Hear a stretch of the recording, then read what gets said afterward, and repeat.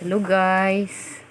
Nagsugbak ko og hipon, hotdog, tsaka baboy.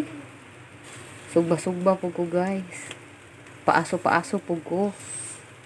Ano ni siya, nagsugba sa Bisaya, sa Tagalog nag-ihaw. Nag-ihaw ni siya ha, kay Tagalog nag-ihaw. Pag sa Bisaya sabto mo nag-ihaw, gigulgul na. Gigulgul na siya kay giihaw. Tagalog man, di, sugba pa siya. Ihaw man na siya, ihaw. Nag-ihaw, nagsugba. O, nag-ihaw, nagsugba guys.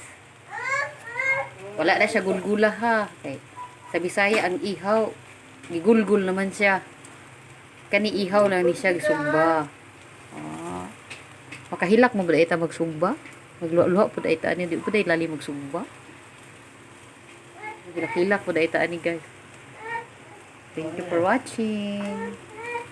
So, naka-practice ra ko ihaw-ihaw po diri sa balay kay ulan. Akong hipon, tuay na akong hipon.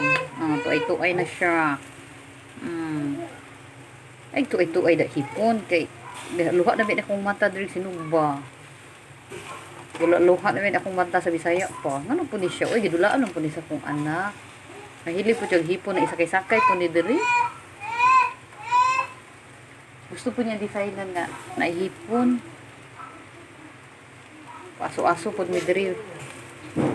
Cute ba kay iyang hipon oh. Ganahan akong anak ani guys. Uy, nihulog na siya sa ilalom oh. Ano po ni siya? Kauna-una ron po siya hulog.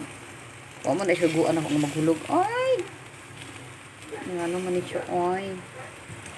Gauna ron na siya hulog. Kabalo na dahil ko mag-ihaw. Oh, ngani ra siya mag-ihaw. Kabalo kay ko mag-ihaw. Ihaw lang gud ta. Nami kay ni guys. Thank you for watching.